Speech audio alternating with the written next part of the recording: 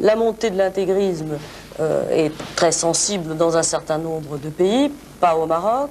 Vous êtes d'ailleurs en quelque sorte le chef religieux, donc vous pouvez bloquer en quelque sorte l'intégrisme. C'est ce que beaucoup de personnes me reprochent, disons heureusement. Alors, est-ce que vous craignez finalement que dans cette communauté immigrée en France puisse se développer l'intégrisme? Première question.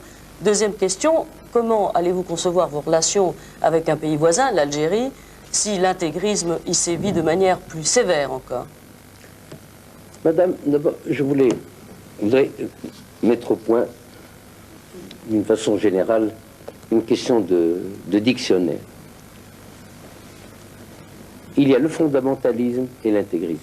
Je suis fondamentaliste. Les Marocains sont fondamentalistes. Les intégristes, c'est l'école de Khomeini. C'est différent. Nous sommes des fondamentalistes. Les Algériens, eux, sont des fondamentalistes. Il n'y a pas... Tout le fils n'est pas intégriste. Ce sont des fondamentalistes dans leur majorité. Qu'est-ce qui a fait penser qu'ils étaient intégristes? Bien parce que pendant 25 ans, particulièrement sous Ben Bella et Boumediene, ils ont été sevrés de la seule identité qu'ils gardaient encore après 130 années de colonisation, à savoir l'islam. Il n'y a pas eu d'enseignement religieux. Il n'y a pas eu d'université qui fasse apprendre l'arabe. On a supprimé toutes les associations des oulémas.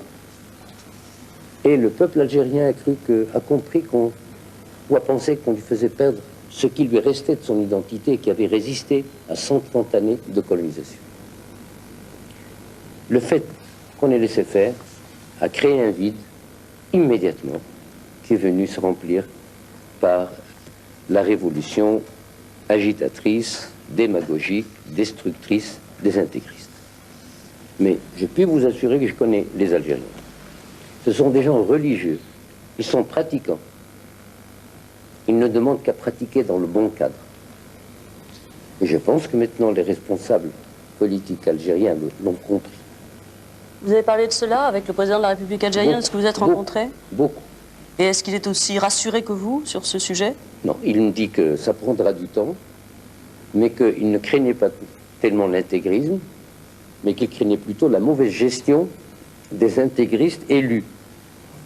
Et pour lui, cette élection, cette manipulation des affaires publiques mettrait donc ces gens-là au banc d'essai. Et on saurait à ce moment-là s'ils sont assimilés, acceptés par les populations ou pas. Monsieur